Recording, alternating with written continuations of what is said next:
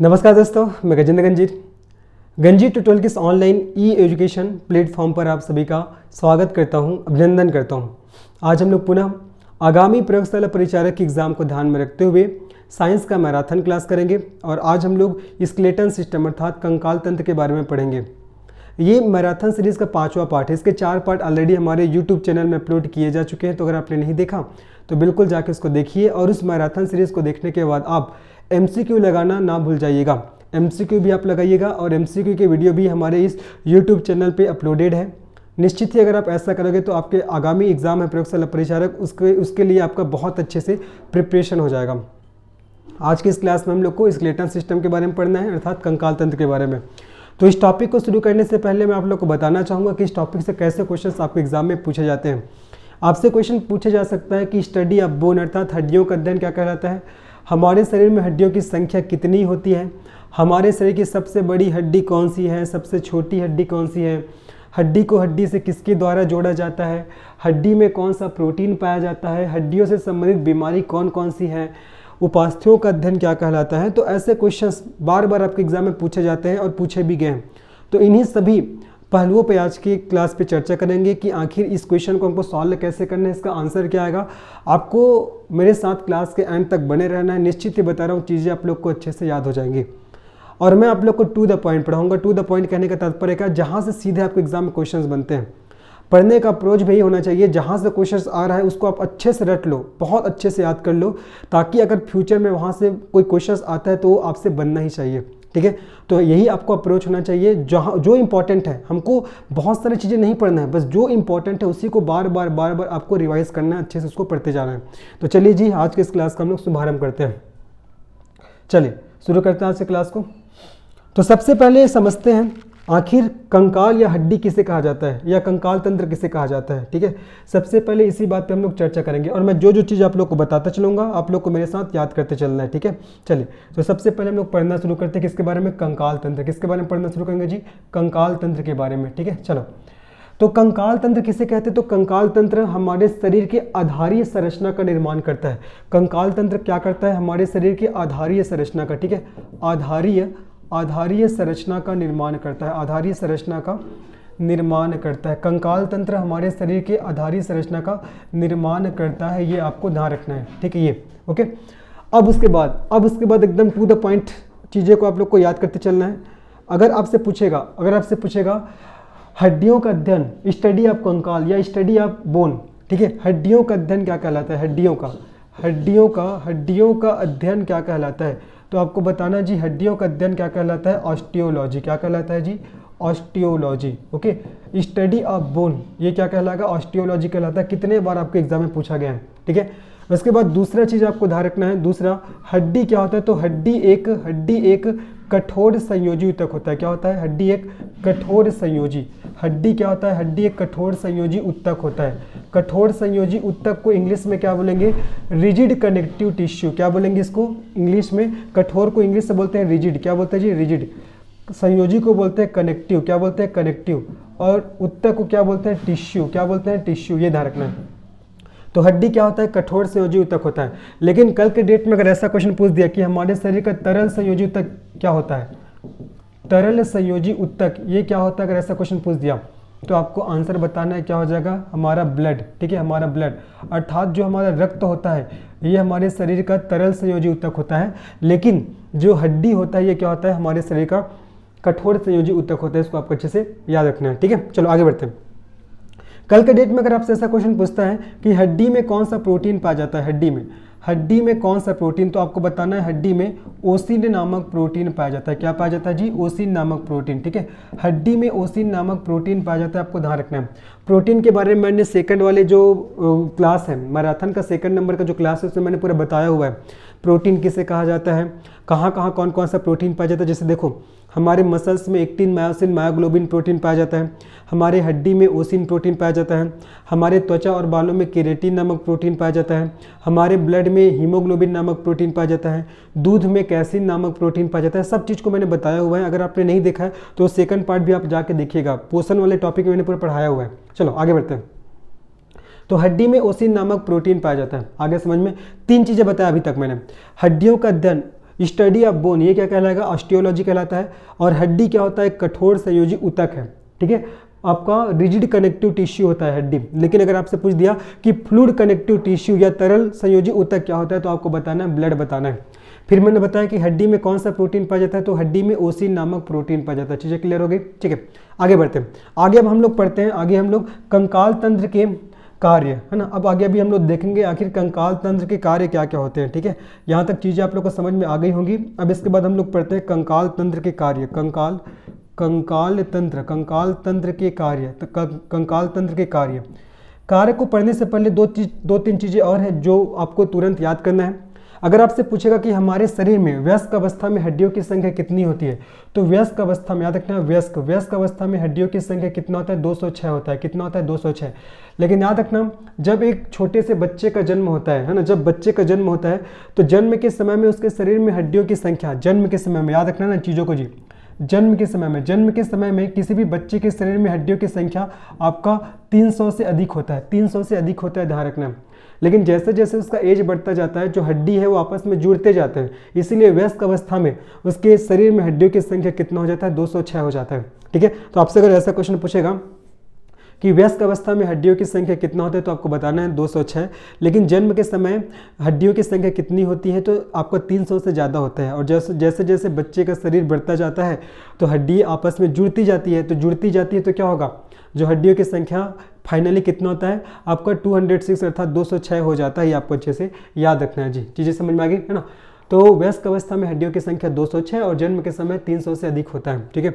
अब हम लोग पढ़ते हैं कंकाल तंत्र के कार्य क्या क्या है। सबसे पहले चीज़ ध्यान रखना, कंकाल तंत्र क्या करता है, ये क्या करेगा, हमारे शरीर के आधारीय संरचना का निर्माण करता है, आधारीय संरचना बेस स्ट्रक्चर, ठीक है, आधारीय संरचना का निर्माण करता है। अभी जो मैं आपके सामने खड़ा हूँ, क्यों खड़ा हूँ, क्योंकि मेरा बोन काम कर रहा है, ठीक है। ये तो क्या करता है, आपका जो कंकाल तंत्र है या बोन है वो आधारीय संरचना का क्या करता है जी, निर्माण करता है। ये आपको याद करना है, ठीक है। दूसरा चीज़ क्या, ये हमारे शरीर में रक्त कोशिकाओं का निर्माण करता है। किसका, रक्त कोशिकाओं का निर्माण करता है। और रक्त कोशिकाओं को इंग्लिश में क्या बोलते हैं, ब्लड सेल, क्या बोलते हैं जी, ब्लड सेल। तो ये रक्त कोशिकाओं का निर्माण करता है। याद रखना, हमारे हड्डियों के अंदर एक संरचना पाया जाता है जिसको बोलते हैं बोन मेरो, याद रखना नाम, है ना। हमारे हड्डियों के अंदर एक संरचना पाया जाता है जिसको क्या बोलते हैं, बोन मेरो। और बोन मेरो को हिंदी में क्या बोला जाता है, अस्थि मज्जा, क्या बोलते हैं, अस्थि मज्जा। और इसी बोन मेरो ही क्या करता है, हमारे शरीर में रक्त कोशिकाओं का निर्माण करता है, ब्लड सेल का निर्माण करता है, ठीक है। दो काम बता दिया मैंने, एक तो आपका आधारीय संरचना का निर्माण करता है, दूसरा आपका ब्लड सेल का फॉर्मेशन करता है, रक्त कोशिकाओं का निर्माण करता है। इसका तीसरा कार्य क्या है, देखो तीसरा कार्य ये आपका संचलन में सहायता प्रदान करता है। हमारे शरीर के संचलन में संचलन में सहायता प्रदान करता है, संचलन में सहायता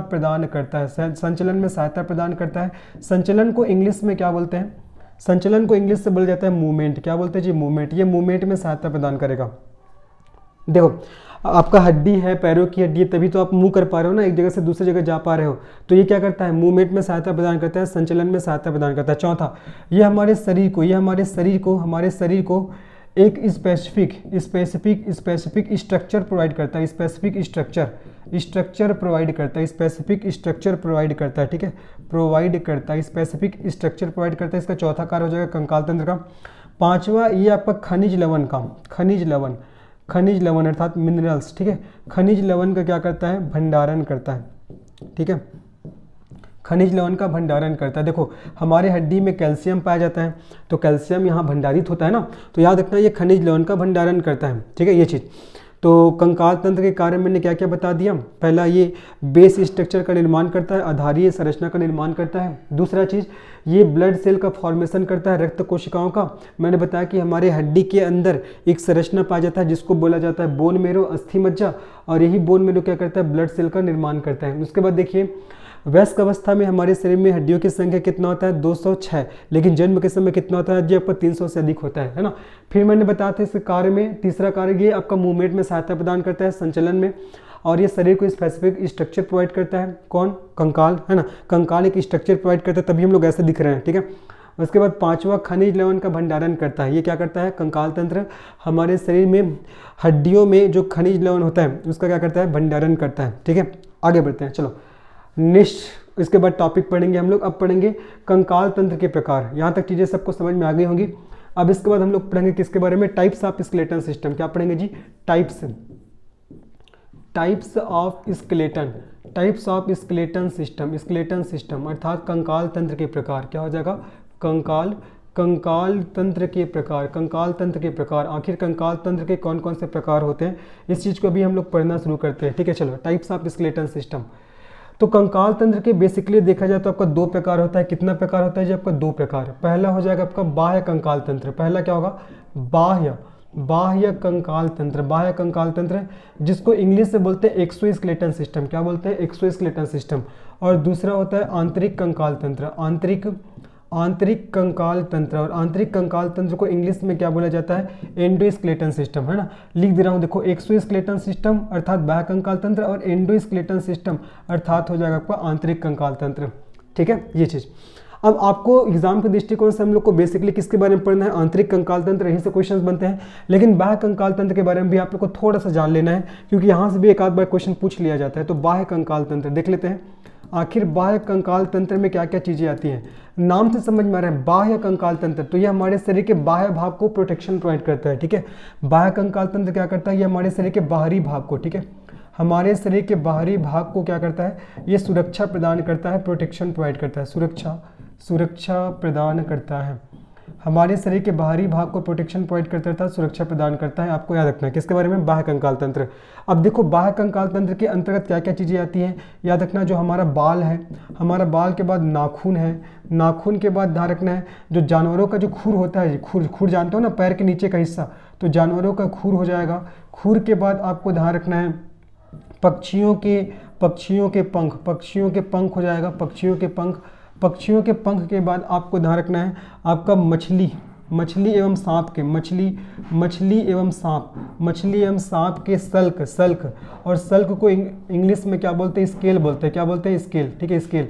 तो ये सब किसके उदाहरण है, ये सब बाह्य कंकाल तंत्र के उदाहरण है। आप बोलोगे कि सर आप बाल को कैसे कंकाल बोल रहे हो, तो ये आता है जी, याद रखना है। ठीक है, जो हमारा बाल है ना, ये भी बाह्य कंकाल तंत्र का उदाहरण है। बाह्य कंकाल तंत्र जो हमारे शरीर के बाहरी भाग को सुरक्षा प्रदान करता है। ठीक है, तो बाह्य कंकाल तंत्र में क्या क्या चीज़ें आएगा, बाल हो जाएगा, नाखून हो जाएगा, जानवरों का खुर हो जाएगा, पक्षियों के पंख होते हैं, मछली एवं सांप के सल्क, ये सब किस में आते हैं, बाह्य कंकाल तंत्र में आते हैं। किस में आते हैं, बाह्य कंकाल तंत्र। देखना, जब अगर कोई मछली लेते हैं तो जब मछली को जब साफ करते रहते हैं तो उसके ऊपर में सल्क निकलता है, सल्क को पूरा निकालते हैं, तो वो सल्क क्या है, उसका बाह्य कंकाल तंत्र हो जाएगा। क्या हो जाएगा, बाह्य कंकाल तंत्र, है ना। तो ये बेसिकली इन सभी चीज़ों को आपको ध्यान रखना है, बेसिक चीज़ें हैं। लेकिन आपके एग्जाम में बेसिकली देखा जाए तो आंतरिक कंकाल तंत्र से क्वेश्चंस आते हैं। तो अब हम लोग विस्तार पूर्वक पढ़ना शुरू करेंगे किसके बारे में, आंतरिक कंकाल तंत्र के बारे में। ठीक है, तो चलिए अब हम लोग पढ़ना शुरू करते हैं किसके बारे में, आंतरिक कंकाल तंत्र। अब जो जो चीज़ें मैं बताऊंगा याद करते चलना है साथ में। आंतरिक कंकाल तंत्र, चलिए इसको इंग्लिश में क्या बोला जाता है, इसको बोलते हैं एंडोस्केलेटन सिस्टम। क्या बोलते हैं, एंडोस्केलेटन सिस्टम। ठीक है, अब जो आंतरिक कंकाल तंत्र है, नाम समझ में आ रहा है, ये क्या करेगा, हमारे शरीर के इंटरनल पार्ट्स को, है ना, इंटरनल, ये हमारे शरीर के इंटरनल पार्ट्स को क्या करता है, ये प्रोटेक्शन प्रोवाइड करता है, प्रोटेक्शन प्रोवाइड करता है, इंटरनल पार्ट्स को प्रोटेक्शन प्रोवाइड करता है। आपको ध्यान रखना है, इंटरनल पार्ट्स मतलब आंतरिक भागों, किसको जी, आंतरिक भागों को। ठीक है, ये हमारे शरीर के आंतरिक भागों को क्या करता है, सुरक्षा प्रदान करता है। आपको अच्छे से याद रखना है। अब ये जो आपका आंतरिक कंकाल तंत्र है, ठीक है, एंडोस्केलेटन सिस्टम है, आंतरिक कंकाल तंत्र है, इसको भी आपको 2 भागों में बांटा गया है। आंतरिक कंकाल तंत्र को भी आपको 2 भागों में बांटा गया है। पहला हो जाएगा आपका पहला एक्सियल स्केलेटन सिस्टम, और दूसरा हो जाएगा आपका अपेंडिकुलर। याद करिएगा, यहाँ से पूरा क्वेश्चन शुरू हो जाता है ना, एक्सियल और अपेंडिकुलर। ठीक है, हिंदी में क्या बोला जाएगा इसको, हिंदी में बोला जाएगा अक्षीय कंकाल तंत्र। हिंदी में क्या बोला जाएगा इसको, अक्षीय कंकाल तंत्र। और अपेंडिकुलर को हिंदी में क्या बोलते हैं जी, उपांगीय कंकाल तंत्र। क्या बोलते हैं, उपांगीय कंकाल तंत्र कहा जाता है। ठीक है, पहले तो आप सीधा नंबर पे चर्चा कर लेते हैं। ठीक है, मैंने क्या बोला कि जो इंटरनल आपका स्केलेटन सिस्टम होता है या जो एंडोस्केलेटन सिस्टम होता है, ये क्या करता है, ये हमारे शरीर के आंतरिक भागों को सुरक्षा प्रदान करता है। ठीक है, देखो आंतरिक कंकाल तंत्र को इंग्लिश में क्या बोलते हैं, एंडोस्केलेटन सिस्टम। तो ये करेगा क्या, ये हमारे शरीर के आंतरिक भागों को सुरक्षा प्रदान करता है। ठीक है, और जो आंतरिक कंकाल तंत्र है, इसके आपका कितना प्रकार होता है, आपका 2 प्रकार मैंने बता दिया, एक्सियल स्केलेटन सिस्टम और अपेंडिकुलर, ठीक है। अब देखो एक्सियल स्केलेटन सिस्टम की संख्या कितना होता है 80। ये नंबर तो कई बार पूछा गया ना, नंबर संख्या इंपॉर्टेंट है, मैं इसको स्टार मार्क भी कर दे रहा हूँ। देखो इसकी संख्या कितना होता है आपका 80 होता है, कितना 80 है ना, और इसकी संख्या कितना होगा आपका 126, कितना होगा 126। जोड़ लो जी आपका 80, 126 को और 80 को जोड़िए, कितना होगा 6 का 6, 8 और 2 10 का 0, हासिल आया कितना 1 और 1 1 2। तो वयस्क अवस्था में कुल हड्डियों की संख्या कितना होता है 206। तो 206 को 2 भागों में बांट दिया गया है ना। एक्सियल स्केलेटन सिस्टम की संख्या कितना आपको 80 है और अपेंडिकुलर का कितना आपका 126। तो जब आप 80 और 126 को जोड़ोगे तो कितना आ जाएगा आपका 206 हो जाएगा। तो अब इन्हीं के बारे में हम लोग को पढ़ना है। पहले हम लोग को पढ़ना है अक्षीय कंकाल तंत्र के बारे में, उसके बाद हम लोग को पढ़ना है उपांगीय कंकाल तंत्र, है ना, बहुत इंपॉर्टेंट है। चलिए तो अब पहले हम लोग पढ़ना शुरू करते हैं। पहला हम लोग पढ़ना शुरू करेंगे किसके बारे में जी, अक्षीय कंकाल तंत्र, ठीक है। तो अभी पहला मैं पढ़ना शुरू करूंगा, आप लोग पढ़ाना शुरू करूंगा अक्षीय कंकाल तंत्र के बारे में, ठीक है। अक्षीय कंकाल तंत्र, जिसको इंग्लिश में किस नाम से जानते हैं, एक्सियल स्केलेटन सिस्टम, किस नाम से जानते हैं इसको, एक्सियल स्केलेटन सिस्टम, ठीक है। सबसे पहले जो आपको पता है उसको लिखिए। पहले क्या चीज़ पता लग गया, किसकी संख्या, इसकी संख्या कितना है, इसकी संख्या 80 है, इसकी संख्या कितना है जी 80 है, ये तो आपको पहले पता लग गया था। अब ये 80 कौन कौन से है, अब यहाँ से एक एक क्वेश्चन है ना, एक एक पॉइंट क्वेश्चन है। 80 टोटल इसकी संख्या है। अब ये 80 किस में विभक्त है, देखो तो हमारे स्कल में, स्कल को इंग्लिश में हिंदी में बोला जाता है आपका खोपड़ी। हमारा जो खोपड़ी, हमारा खोपड़ी में कितनी हड्डी पाया जाता है, हमारे खोपड़ी में 29 हड्डी पाया जाता है। कितना हड्डी, 29 हड्डी। खोपड़ी के बाद याद रखना आपको मेरुदंड, ठीक है, मेरुदंड जिसको रीढ़ की हड्डी बोलते हैं, वर्टिब्रल कॉलम बोलते हैं, ठीक है। तो मेरुदंड में कितनी हड्डी पाया जाता है, जिसको इंग्लिश में वर्टिब्रल कॉलम बोलते हैं ना, वर्टिब्रल कॉलम। तो मेरुदंड में कितनी हड्डी पाया जाता है, टोटल 26 हड्डी, ठीक है। उसके बाद याद रखना पसलियाँ जिसको इंग्लिश में क्या बोला जाता है जी, रिप्स बोलते हैं। चलो लिख दे रहा हूँ, रिप्स, इसको इंग्लिश में रिप्स बोलते हैं। तो पसलियों की संख्या कितना आपका 24 है, कितना है 24। उसके बाद एक और हड्डी हो जाएगा स्टर्नम, ठीक है, स्टर्नम जिसको हिंदी में क्या बोलते हैं, उरोस्थी बोलते हैं। क्या बोलते हैं, उरोस्थी, ये ध्यान रखना। इसकी संख्या 1 है। देखो तो टोटल 80 है, 80 को 4 भागों में डिवाइड किया गया है। स्कल की संख्या 29 है ना, ये नंबर्स बहुत इंपॉर्टेंट है। स्कल की संख्या 29 है, ओके। उसके बाद आपका मेरुदंड की संख्या कितना आपका 26 है, ठीक है। और रिब्स की संख्या कितना आपका 24, पसली की संख्या, और स्टर्नम की संख्या 1। तो जोड़ दो, 26 और 24 को जोड़ेंगे तो कितना आएगा आपका 50 और 29 कितना होगा 79 और एक आपका 80 हो गया ना। ये टोटल 80 हड्डी हो गया। ये आपको याद करना है, हर एक पॉइंट क्वेश्चन है जी। ये टोटल एक्सियल स्केलेटन सिस्टम की संख्या पूछेगा तो 80 बताना है, अक्षीय कंकाल तंत्र, और इसको पुनः 4 भागों में बांटा गया है, ठीक है। अब देखते हैं, पहले हम लोग पढ़ेंगे स्कल, ठीक है। तो पहला हम लोग पढ़ेंगे पहला खोपड़ी की हड्डी। देखो पहला खोपड़ी की हड्डी, खोपड़ी की हड्डी है ना। पहला हम लोग को पढ़ना है किसकी हड्डी जी, खोपड़ी की हड्डी। तो पता लग गया कि खोपड़ी में कितनी हड्डियां होती है, 29 हड्डियां होती है। अब ये जो 29 हड्डी है उसको पुनः विभाजित किया गया ना, कौन कौन सा है, देखो 29 हड्डियों को पुनः विभाजित किया गया है। सबसे पहले आपको देखना है कपाल, जिसको इंग्लिश से बोलते हैं क्रेनियम, जिसको इंग्लिश में बोलते हैं क्रेनियम। लिख दे रहा हूँ, देखो क्रेनियम। तो कपाल में कुल कितनी हड्डी होती है, तो कपाल में हड्डियों की संख्या कितना होता है आपको याद रखना है। देखो टोटल 29 है ना, 29 टोटल है जी, जिसमें से कपाल में हड्डियों की संख्या कितना होता है आपका 8 हो जाएगा। कितना हो जाएगा 8। उसके बाद चेहरा में हमारे फेस में हड्डियों की संख्या कितना होता है आपका 14। कितना होता है 14। उसके बाद कान, एक कान में 3 हड्डी होता है, तो दोनों कान में कितना हो जाएगा आपका 6। तो कान में आपका 6 हड्डी हो जाएगा। एक और बचा जिसको बोलते हैं हायोइड बोन बोलते हैं, ठीक है, हायोइड बोन। वही समझाता हूँ मैं आप लोग को। देखो इसकी संख्या कितना हो जाएगा 1 हो जाएगा, ठीक है। तो हमारे कपाल में अर्थात क्रेनियम, ठीक है, जैसे कि अगर मैं स्ट्रक्चर बना दूँ, ये वाला स्ट्रक्चर, ये स्ट्रक्चर हो गया, ये हमारा पूरा खोपड़ी है। तो खोपड़ी में जो क्रेनियम मतलब कपाल, अर्थात जो मस्तिष्क को जो प्रोटेक्शन प्रोवाइड करता है, ये वाला भाग, ये तो क्रेनियम में हड्डियों की संख्या कितना है आपका 8 है। हमारे चेहरा में हड्डियों की संख्या कितना है 14 है। हमारे कान में हड्डियों की संख्या कितना है आपका 6। ये कई बार पूछा गया है। हमारे एक कान में, अगर पूछेगा एक कान में हड्डियों की संख्या कितना है जो आपका 3 है। अब ये तीनों हड्डी का नाम कौन कौन सा है, देखो मैलियस हो जाएगा, मैलियस के बाद ध्यान रखना है इनकस के बाद आपको याद रखना है स्टैपिज, मैलियस इनकस स्टैपिज है ना, स्टैपिज। एक कान में 3 हड्डी पाया जाता है, मैलियस इनकस और स्टैपिज। याद कैसे करोगे, ऐसे याद करना, मिस एम से मैलियस, आई से इनकस और ए से आपको स्टैपिज।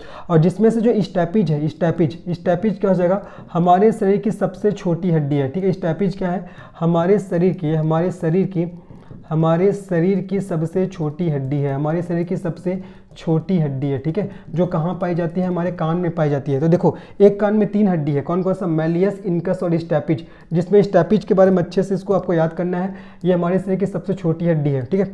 तो एक कान में 3 है तो जाहिर सी बात है दोनों कान में कितना हो जाएगा, 6 हो जाएगा, ठीक है। ये तो कपाल में देख लीजिए, कपाल में हड्डियों की संख्या कितना है आपका, 8। कपाल मतलब जो हमारे ब्रेन को, मस्तिष्क को प्रोटेक्शन प्रोवाइड करेगा। हमारे फेस में कितना है, 14। उसके बाद हमारे कान में, एक कान में 3 तो दोनों कान में कितना हो जाएगा, 6 हो जाएगा।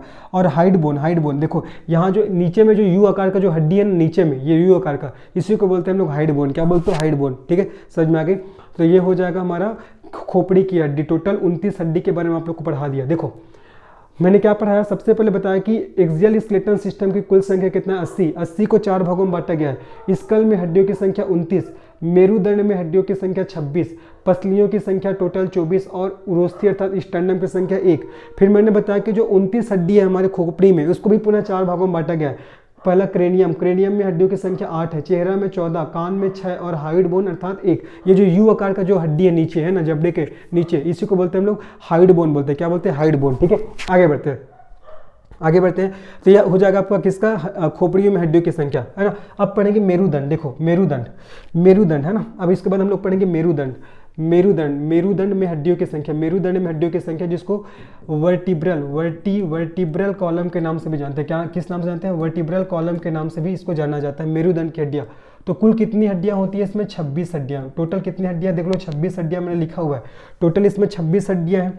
अभी 26 हड्डियाँ कौन कौन से, देखो ये कोई व्यक्ति का चेहरा वो है, स्ट्रक्चर है ना, किसी व्यक्ति का स्ट्रक्चर है। ये समझिए ये आपका उधर देख रहा है, उधर की ओर को दिख रहा है, और ये इसका पीछे वाला पोर्शन है, पीछे वाला पोर्शन। तो ये जो हड्डी आपको दिख रहा है इसी को बोला जाएगा क्या, इसी को बोला जाएगा जी आपका मेरुदंड की हड्डी। क्या बोला जाएगा, इसी को मेरुदंड की हड्डी, या इसी को आपका और किस नाम से जानते हैं, वर्टिब्रल कॉलम, ठीक है, रीढ़ की हड्डी के नाम से इसको जाना जाता है, ठीक है। ये चीज़ वो पीछे की ओर दिख रहा है बंदा, ये पीछे वाला पोर्शन है ना, पीठ वाला हिस्सा इसके। देखो तो मेरुदंड में हड्डियों की संख्या 26 है, तो 26 में ये 26 कौन कौन से है, तो 26 को पुनः आपका डिवाइड किया गया है, ये ध्यान रखेगा। 26 को कौन कौन से भागों में डिवाइड किया गया है। सबसे पहले तो सर्वाइकल, सर्वाइकल हो जाएगा। सर्वाइकल के बाद आपको याद रखना है थोरेंसिस, थोरेंसिस, थोरेंसिस के बाद आपको याद रखना है लुम्बर, लुम्बर, लुम्बर के बाद आपको ध्यान रखना है सैक्रम, सैक्रम, सैक्रम के बाद आपको याद रखना है कॉकिक्स, कॉकिक्स, कॉकिक्स, ये कॉकिक्स, ठीक है। ये तो आपका सर्वाइकल, उसके बाद थोरेंसिस, उसके बाद लुम्बर, सैक्रम और कॉकिक्स, ठीक है। सर्वाइकल, थोरेंसिस, लुम्बर, सैक्रम, कॉकिक्स, ये आपका मेरुदंड में पाए जाने वाले हड्डियों के नाम है, हड्डियों के नाम, जिसमें से सर्वाइकल की संख्या 7, थोरेंसिस की आपका 12, लुम्बर का आपका 5, सैक्रम का 1 और कॉकिक्स का 1। तो जोड़ लो कितना कितना हो रहा है, टोटल कितना हो गया जी, हमको 26 तक जाना है तो 7 हो गया सर्वाइकल, थोरेंसिस 12, 12 7 कितना हो गया 19, लुम्बर आपका 5, 19 और 5 कितना हो गया 24, और ये आपका सैक्रम 1 25 और कॉकिक्स 1 26। हालांकि इतना डीप तो नहीं पूछा गया है, लेकिन हाँ अगर ऐसा पूछ लिया क्वेश्चन कि मेरुदंड की हड्डियों में सर्वाइकल की संख्या कितनी है, थोरेंसिस की संख्या कितनी है, लुम्बर की संख्या कितनी है, सैक्रम की संख्या कितनी है, या कॉकिक्स की संख्या कितनी है, तो आप लोग को ये बताना है, ठीक है। तो ये आपका मेरुदंड की हड्डियाँ हो जाएगा। टोटल कितने बोन है 26। इसको पुनः कितने भागों में बांटा गया, 5 भागों में, सर्वाइकल, थोरेंसिस, लुम्बर, सैक्रम और आपका कॉकिक्स। इसको याद कैसे करोगे, आपका देखो इसको याद कैसे करोगे, S7, उसके बाद T12, उसके बाद L5, है ना, ऐसे S7 T12 L5, यह हो जाएगा सर्वाइकल, थोरेंसिस, लुम्बर। उसके बाद सैक्रम और कॉकिक्स का तो आपका एक एक ही है, तो आपको ये तरीका को आपको याद रखना है, याद हो जाएगा, ठीक है। आगे बढ़ते हैं। अब देखो हमने खोपड़ी में हड्डियों की संख्या देख लिए, मेरुदंड में देख लिया, अब उसके बाद देखते हैं पसलियाँ, पसलियाँ। तो मैंने बताया जो पसली है, पसली, पसलियों की संख्या कितना जी, देखो पसलियाँ, पसलियाँ, तो पसलियाँ जिसको इंग्लिश में क्या बोला जाता है, आपका रिब्स बोलते हैं। क्या बोलते हैं, रिब्स। तो पसलियों की संख्या कितनी है, पसलियों की संख्या कितना है आपका 24 है, कितना है 24, है ना। तो ये टोटल 24 है, आपका 12 जोड़ियों में पाया जाता है। कितने जोड़ियों में, 12 जोड़ियों में। ये 24 हड्डियाँ है, 12 जोड़ियों में पाया जाता है, 12 जोड़ियों में पाया जाता है। जोड़ी को इंग्लिश में क्या बोलते हैं, पेयर बोलते हैं। क्या बोलते हैं जी, पेयर। ये 12 के पेयर में पाया जाता है, ठीक है। एक पेयर में कितना होगा आपका 2 होगा, तो 12 पेयर में कितना होगा आपका 24 हो जाएगा। जैसे कि देखो इसका मैं डायग्राम बना रहा हूँ, यहाँ पास बना रहा हूँ ऊपर में, ये चलो नीचे में ही बना दे रहा हूँ इसका डायग्राम। जैसे कि ये देखो, ये एक हड्डी, बीच में हड्डी दिख रहा है, हड्डी, ये बीच में हड्डी दिखा जी।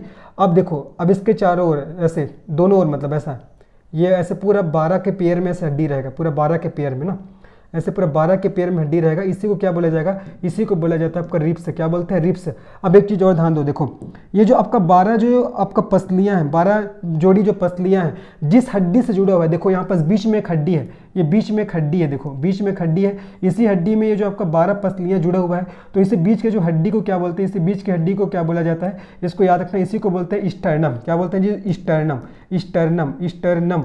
और इसी को हिंदी में क्या बोलते हैं, उरोस्थी। क्या बोलते हैं, उरोस्थी। और इसकी संख्या कितना है, इसकी संख्या 1 है। देख लो मैंने इससे पहले लिखा था आपका रिब्स अर्थात पसलियों की संख्या 24 है, और ये 24 के 24 जो रिब्स जिसमें जुड़े हैं वही क्या हो जाएगा, आपका स्टर्नम हो जाएगा। ठीक है, याद रखना। ये जो आपका 24 जो रिब्स है, ये 24 जो रिब्स है, ये जिसमें जुड़ा हुआ है, ये क्या कहलाएगा, आपका स्टर्नम कहलाएगा। अगर आपसे पूछेगा पसलियों की संख्या कितना है, तो आपको बताना है 24, लेकिन कितने जोड़ों में पाया जाता है, तब आपको बताना है 12 जोड़े में। कितने जोड़े में जी, आपका 12 जोड़े में। आगे समझ में। तो ये हो जाएगा आपका किसके बारे में, अभी हमने पूरा पढ़ लिया, किसके बारे में, ये सब अक्षी कंकाल तंत्र के बारे में हम लोग ने पढ़ लिया। एक बार और अच्छे से देखिएगा, क्योंकि आपका CGPSC में भी साथ ही साथ आपका जो आगामी एग्जाम जितने भी होंगे सबके लिए इंपॉर्टेंट है, और हड्डियों के नंबर से क्वेश्चन पूछा जाता है। ठीक है, तो याद रखना, खोपड़ी में 29 हड्डी, मेरुदंड में 26 हड्डी, पसलियों की संख्या 24 और स्टर्नम की संख्या आपका 1 है, जिसमें खोपड़ियों में हड्डी की संख्या 29 है, 29 को पुनः 4 भागों में बांटा गया है। कपाल में हड्डियों की संख्या 8, चेहरा में 14, कान में 6 और हाइड बोन की संख्या 1 हो गया, है ना। एक कान में आपका 3 है, तो आपका दोनों कान में 6 हो जाएगा। और याद रखना, हमारे शरीर की सबसे छोटी हड्डी स्टैपीज है, जो किस में पाया जाता है, कान में पाया जाता है। ठीक है, फिर मैंने बताया मेरुदंड में हड्डियों की संख्या कितना है, मेरुदंड में हड्डियों की संख्या 26 है। 26 को पुनः कितने भागों में बांटा गया, देखो आपका 5 भागों में, सर्वाइकल, थोरेंसिस, लुम्बर, सैक्रम और कॉकिक्स। ठीक है, सर्वाइकल की संख्या 7, थोरेंसिस का 12, लुम्बर का 5, सैक्रम का 1, कॉकिक्स का 1। फिर पसलियों की संख्या टोटल 24 है, 12 जोड़े में पाया जाता है। और ये जो पूरा 24 जो पसलियाँ जिस आपका हड्डी से आकर मिलती है, उसी को बोलते हैं स्टर्नम, उसको उरोस्थी के नाम से जानते हैं हिंदी में। ठीक है, तो ये हो जाएगा हमारा एक्सियल स्केलेटन सिस्टम हमारा खत्म होता है। ठीक है, तो मैंने क्या बताया था, जो आपका स्केलेटन सिस्टम है, आपका एंडोस्केलेटन सिस्टम के आपको 2 प्रकार है, क्या क्या, एक्सियल और आपका अपेंडिकुलर। तो हमने एक्सियल के बारे में अच्छे से पढ़ लिया, बारीक इसका अपेंडिकुलर। ठीक है, अब हम लोग पढ़ते हैं अपेंडिकुलर स्केलेटन सिस्टम अर्थात उपांगीय कंकाल तंत्र। ठीक है, तो चलिए आपको पढ़ना है अब किसके बारे में, उपांगीय कंकाल तंत्र, है ना। चलिए, तो अब हम लोग नया टॉपिक स्टार्ट करते हैं, उपांगीय कंकाल तंत्र। ठीक है, मैं जितना पढ़ा रहा हूँ अच्छे से पढ़िए यार, बता रहा हूँ। आप इसके बाद घटना चक्र लगा के देख लीजिए, आप NCERT लगा के देख लीजिए, क्वेश्चन आपसे नहीं छूटने वाला। ठीक है, अब देखते हैं उपांगीय कंकाल तंत्र, उपांगीय कंकाल तंत्र, जिसको इंग्लिश में क्या बोलते हैं, अपेंडिकुलर स्केलेटन सिस्टम। क्या बोलते हैं, appendicular skeleton system, appendicular skeleton system, है ना, उपांगीय कंकाल तंत्र। इसके बारे में हम लोग पढ़ना शुरू करते हैं। देखो, अब मैंने बताया था आप लोगों को कि आपका उपांगीय कंकाल तंत्र अर्थात अपेंडिकुलर स्केलेटन सिस्टम की संख्या कितना है, 126। कितना है, 126 है। ठीक है, देखो मैंने बताया था एक्सियल की संख्या कितना है, एक्सियल की संख्या कितना आपका 80 है, और अपेंडिकुलर की संख्या कितना है आपका, अपेंडिकुलर की संख्या आपका कितना है जी, 126 है। तो दोनों का आप ऐड करोगे तो कितना आएगा, 206 आएगा, दोनों का ऐड करोगे तो, है ना। और मैंने बताया था एक वयस्क मनुष्य में हड्डियों की संख्या कितना होता है आपका, 206 ही तो होता है ना। चलो अब देखते हैं उपांगीय अर्थात अपेंडिकुलर जो स्केलेटन सिस्टम है, इसके कौन कौन से प्रकार है। अपेंडिकुलर स्केलेटन सिस्टम, इसको हम लोग पढ़ते हैं। अब देखो, इसको भी कितने भागों में बांटा गया, इसके कितने प्रकार है। देखो, सबसे पहला आपका हाथों की हड्डी। पहला तो हाथों की हड्डी, यहाँ से बार बार क्वेश्चन आता है, हाथों की हड्डी के बाद ध्यान रखना आप लोग को पैरों की हड्डी के बाद याद रखना आप लोग को शोल्डर, शोल्डर है ना। देखो शोल्डर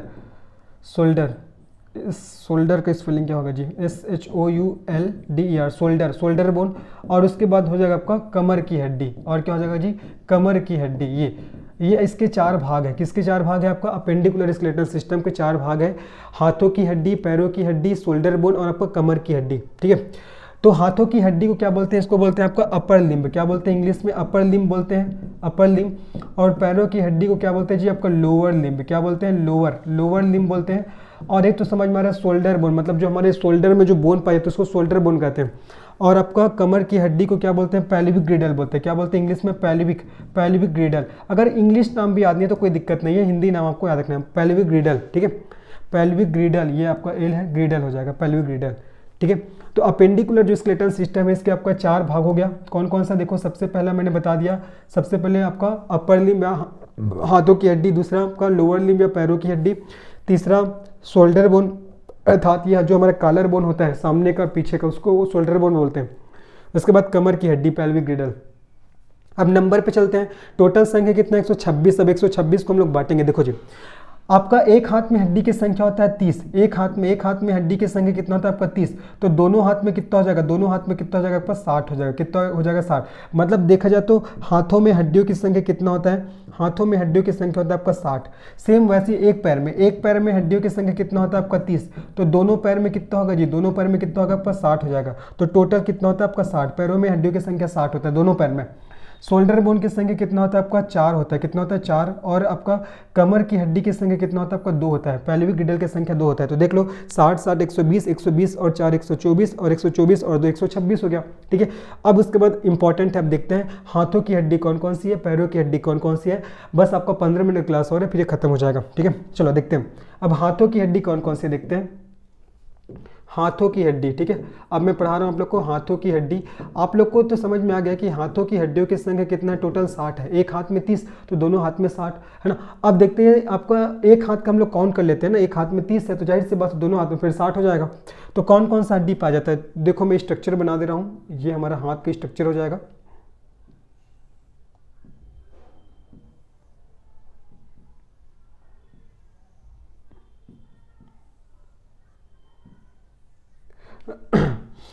चलिए मैं कोशिश कर रहा हूँ वैसे दिखे, अब नहीं दिखेगा तो थोड़ा आप लोग बना लेना जी। ठीक है, चलो समझ जाइएगा आप लोग, दिख तो रहा है यार हाँ जैसे। चलो देखो अब देखते हैं एक हाथ में हड्डियों की संख्या कितना आपका 30 है। ठीक है, अब देखते हैं जो जो चीज़ बताऊंगा आप लोग को याद करते चलना है। ठीक है, इसको क्या बोलते हैं, इसको बोलते हैं ये वाले स्ट्रक्चर को क्या बोलते हैं, ह्यूमरस। क्या बोलते हैं जी, ह्यूमरस, ह्यूमरस बोलते हैं, इसको बोलते हैं ह्यूमरस। उसके बाद ये पीछे का जो स्ट्रक्चर दिख रहा है इसको बोलते हैं रेडियस।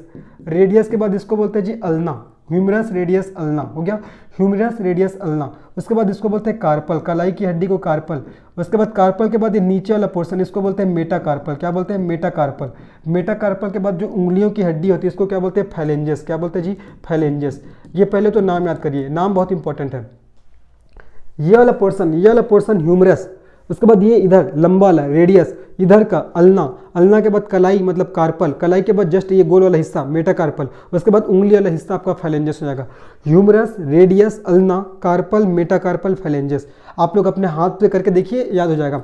ये वाला पोर्शन ह्यूमरस, उसके बाद ये वाला पोर्शन रेडियस, उसके बाद इधर का अल्ना, उसके बाद कार्पल, उसके बाद ये मेटाकार्पल, और उंगलियों की हड्डी को फैलेंजेस बोलते हैं। ठीक है, ह्यूमरस की संख्या कितना आपका 1, रेडियस की संख्या 1, अल्ना की संख्या 1, कार्पल की संख्या आपका 8 हो जाएगा। ठीक है, उसके बाद मेटाकार्पल की संख्या आपका 5 हो जाएगा। उसके बाद फैलेंजेस की संख्या कितना हो जाएगा, 14 हो जाएगा। देखो कितना हो रहा है कि नहीं हो रहा है, ह्यूमरस 1, रेडियस 1, अल्ना 1, 3 हो गया, 3 और कार्पल का 8 तो 8 और 3 11, और मेटाकार्पल का 5 तो 11 और 5 16, और फैलेंजेस का 14, और 16 और 14 कितना होगा आपका 30 हो गया। तो एक हाथ में हड्डियों की संख्या 30 तो दोनों हाथ में कितना हो जाएगा आपका 60 हो जाएगा। आगे समझ में। और याद रखना जितने भी जो आपको क्या होते हैं उंगलियां होती हैं, जितने जो उंगली है सभी उंगली में देखा जाए तो 3-3 हड्डी होती है, लेकिन मात्र केवल अंगूठे में, याद रखना अंगूठे में केवल आपका 2 हड्डी पाया जाता है। अंगूठे में आपका 2 हड्डी, बाकी आपका जो जितने जो उंगली है ना उसमें 3-3 हड्डी पाया जाता है। ठीक है, तो इस प्रकार से याद रखना ये हाथों की हड्डी है।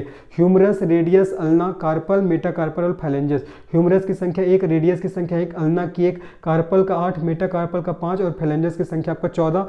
फैलेंजेस मतलब उंगलियों की हड्डियां, बाकी सभी उंगली में तो 3-3 हड्डियां पाया जाएगा, लेकिन अंगूठे में केवल 2 हड्डी पाया जाता है। तो ये हाथों की हड्डी हो गया। तो एक हाथ में 30 तो जाहिर सी बात है दोनों हाथ में कितना हो जाएगा आपका 60 हो जाएगा। वैसे देखते हैं पैरों की हड्डी। देखो अब इसके बाद देखते हैं हम लोग पैरों की हड्डी, है ना। पैरों की हड्डी, पैरों की हड्डी का नाम हम लोग याद करते हैं, पैरों की हड्डी। पैरों की हड्डी, पैरों में कौन कौन सी हड्डी पाया जाता है उसका नाम बहुत इंपॉर्टेंट है। देखो पुनः मैं क्या कर रहा हूँ कि स्ट्रक्चर का निर्माण कर दे रहा हूँ। ठीक है, चलिए समझने की थोड़ा कोशिश करिएगा।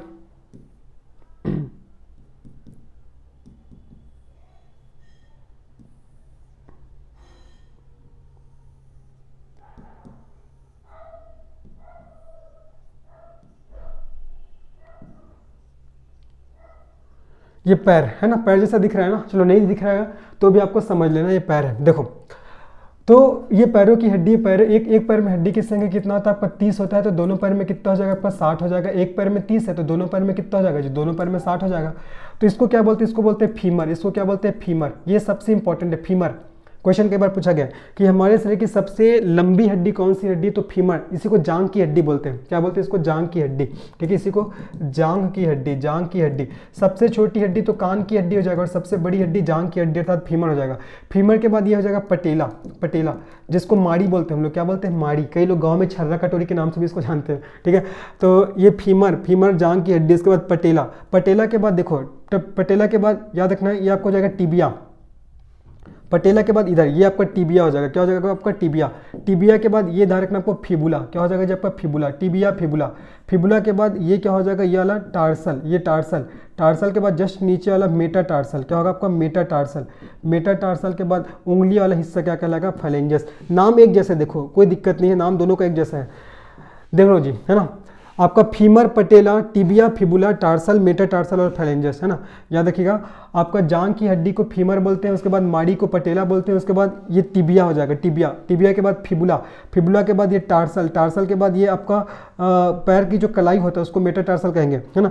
और फाइलेंजस, फाइलेंजस जो उंगली वाला जो हिस्सा होता है उसको फाइलेंजस बोलते हैं। तो अब देखते हैं, नंबरिंग कर देते हैं। फीमर की संख्या 1, पटेला की संख्या 1, है ना, टिबिया की संख्या 1, फिबुला की संख्या 1, टार्सल की संख्या 7, मेटाटार्सल की संख्या 5, उसके बाद फाइलेंजस की संख्या 14। काउंट करके देखो 30 हो रहा है कि नहीं हो रहा है। फीमर 1 हो गया, 2, 3, 4, 4 यहाँ पास हो गया, और 7 और 4 11, 11 5 16, 16 और 14 आपका 30। तो एक पैर में हड्डियों की संख्या 30, तो दोनों पैर में आपको कितना हो जाएगा? 60 हो जाएगा। जिसमें याद रखना ये जांघ की हड्डी फीमर सबसे लंबी हड्डी है, याद रखना है, ठीक है ये चीज़। फाइलेंजस में बताया था कि टोटल 14 हड्डी है हमारी उंगलियों में, लेकिन केवल अंगूठा में आपका 2 हड्डी, बाकी सभी जो उंगली है उसमें 3-3 हड्डियां पाई जाती है। अंगूठा में केवल आपको 2 हड्डी पाया जाता है, ठीक है। तो इस प्रकार से एक पैर में 30 हड्डी, तो दोनों पैर में कितना हो जाएगा जी? आपका 60 हड्डी हो जाएगा। तो याद रखिएगा, देख लो नाम देखो यहाँ पास, हाथ में मैंने बताया humerus, radius, ulna, carpal, metacarpal, phalanges. Humerus, radius, ulna, carpal, metacarpal, phalanges. अब उसके बाद देखिए हाथ के बाद पैर में देखें, फीमर, पटेला, टिबिया, फिबुला, टार्सल, मेटाटार्सल, फाइलेंजस। हाथ में यहाँ पास कार्पल था तो यहाँ पास ये टार्सल हो जाएगा। उसके बाद वहाँ हाथ में मेटाकार्पल था, यहाँ मेटाटार्सल है। फाइलेंजस तो दोनों में सेम ही है, ठीक है, बस थोड़ा सा ऊपर का बस नाम थोड़ा चेंज हुआ है। तो 1-2 बार आप रिवीजन करोगे तो हो जाएगा अच्छे से, ठीक है। तो ये पैरों की हड्डी हो जाएगा। उसके बाद देखो, उसके बाद मैंने बताया हुआ है, उसके बाद देखो एक होता है शोल्डर बोन। शोल्डर बोन की संख्या 4 होता है। सामने में 2 होता है, 2 बोन है ना, शोल्डर बोन, है ना, और पीछे में भी आपको 2 होता है। तो शोल्डर बोन की संख्या आपका 4 हो जाएगा। और आपका जो पेल्विक गिडल है, कमर, कमर की हड्डियों की संख्या भी कितना होता है? कमर की हड्डियों की संख्या आपका 2 होता है, ठीक है। याद रखना है कमर की हड्डी की संख्या, कमर के हड्डियों की संख्या कितना होता है आपका? 2 हो जाएगा, ठीक है, जिसको पेल्विक गिडल के नाम से जानते हैं। तो इन सब बातों को ध्यान रखना है। स्पेशली हाथ और पैर की हड्डी आपके एग्जाम में बार बार पूछे जाते हैं। अब अगर आपसे ऐसा क्वेश्चन पूछेगा कि हड्डी को हड्डी के द्वारा या बोन को बोन से, ये क्वेश्चन कई बार पूछा गया ना, बोन को बोन से कौन जोड़ता है? तो बोन को बोन से लिगामेंट के द्वारा जोड़ा जाता है। अगर आपसे पूछेगा कि बोन को मसल्स से किसके द्वारा जोड़ा जाता है? तो बोन को मसल से जोड़ा जाता है आपका टेंडम के द्वारा। किसके द्वारा? टेंडम। ये दोनों को याद रखना है ना। बोन को बोन से अर्थात हड्डियों को हड्डियों से कौन जोड़ता है? लिगामेंट जोड़ता है। और बोन को मसल से अर्थात हड्डियों को मांसपेशी से कौन जोड़ता है? तो टेंडम जोड़ता है। कौन जोड़ता है? टेंडम जोड़ता है, ठीक है जी। आगे बढ़ते हैं। अब उसके बाद और कुछ चीज़ें हैं। अगर आपसे ऐसा क्वेश्चन पूछता है कि हमारे शरीर की सबसे छोटी हड्डी, सबसे छोटी हड्डी, हमारे शरीर की सबसे छोटी हड्डी क्या है? तो आपको बताना है कान की हड्डी, ठीक है, कान की हड्डी, जिसका नाम क्या है मैंने बता दिया है, स्टैपिज। क्या हो जाएगा? स्टैपिज। और सबसे बड़ी बोलेगा तो सबसे बड़ी आपको बताना जी फीमर। सबसे बड़ी क्या बताना आपको? फीमर, जो जांघ की हड्डी कहलाता है, ठीक है, फीमर जांघ की हड्डी कहलाता है। आगे समझ में। और हड्डी को लिगामेंट जोड़ता है और हड्डी को आपका मसल से टेंडम जोड़ता है। और अगर आपसे पूछेगा कि हड्डियों से संबंधित बीमारी कौन कौन सी है, तो बीमारी के नाम भी आपको ध्यान रखना है। पहला हो जाएगा आपका रिकेट्स हो जाएगा। क्या हो जाएगा? रिकेट्स के बाद दूसरा हो जाएगा आपका ऑस्टियोमेलेशिया। रिकेट्स के बाद ऑस्टियोमेलेशिया हो जाएगा।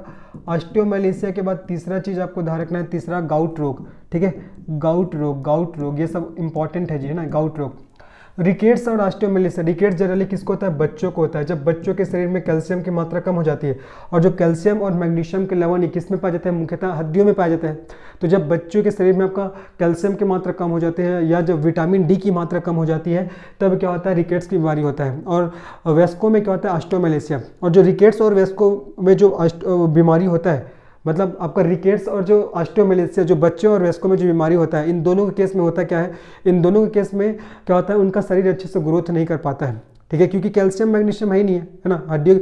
जब हड्डी मजबूत नहीं रहेगा तो आगे उसमें जो मसल्स आएंगे वो कैसे अच्छे हो पाएंगे। ठीक है, तो हड्डी का मजबूत होना बहुत जरूरी है। तो रिकेट्स के केस में बच्चों का शरीर अच्छे से ग्रोथ नहीं कर पाता, ऑस्टियोमाइलिस के केस में वयस्कों का शरीर अच्छे से ग्रोथ नहीं कर पाता है, ये आपको ध्यान रखना है। और गाउट रोग, जब हमारे हड्डियों में यूरिक एसिड जमा होता है, यूरिक एसिड, तब कौन सा रोग होता है, गाउट रोग होता है। ठीक है, जब हड्डियों में यूरिक एसिड जमा हो जाता है तब उसी को बोला जाता है, गाउट रोग बोला जाता है। ये भी आपको अच्छे से याद रखना है ना। और अगर आपसे ऐसा क्वेश्चन पूछता है कि कौन सा विटामिन हमारे हड्डियों और दांतों के लिए आवश्यक है, तो विटामिन डी। ठीक है, विटामिन डी क्या होता है, हमारे शरीर में हड्डियों और दांतों के लिए बहुत ही आवश्यक होता है। विटामिन डी का कैल्शियम आपका रासायनिक नाम क्या होता है आपका, कैल्सीफेरॉल। क्या हो जाएगा जी आपका, कैल्सीफेरॉल। ठीक है, और ये हड्डियों और दांतों के विकास के लिए, किसके लिए, हड्डियों और दांतों के विकास के लिए बहुत ही महत्वपूर्ण होता है। ठीक है, विटामिन डी के सोर्स क्या हो जाएगा, सनलाइट हो जाएगा, सूर्य का प्रकाश। और दूसरा आपका रखना फिश ऑयल अर्थात मछली का तेल, फिश ऑयल। साथ ही साथ आपका दूध और दूध से बनने वाले जो बाई प्रोडक्ट है उसमें भी विटामिन डी पाया जाता है, इसको भी आपको अच्छे से याद रखना है। ठीक है, तो स्केलेटल सिस्टम के बारे में जो जो चीज़ें आप लोग को बताया उसको आपको अच्छे से पढ़ना है एक बार, निश्चित है आपके एग्जाम में आज क्वेश्चन आते हैं। तो मिलते हैं इसके हम लोग नेक्स्ट पार्ट में जी। अब 1-2 पार्ट बस और आएगा। एक बार मैं आपको सर्कुलेटरी सिस्टम पढ़ा दूंगा एक पार्ट में, और एक पार्ट में मैं आपको रिप्रोडक्टिव सिस्टम पढ़ा दूंगा। फिर जो जहाँ जहाँ से आपको एग्जाम में क्वेश्चन आते हैं सब आपका हो जाएगा। तो होपफुली आज का क्लास आपको पसंद आया होगा। तो अगर ये पसंद आया तो निश्चित इस चैनल को सब्सक्राइब करिए, वीडियो को लाइक करिए और इसको शेयर करिए। मिलते हैं इसके नेक्स्ट पार्ट में, तब तक के लिए धन्यवाद, बाय।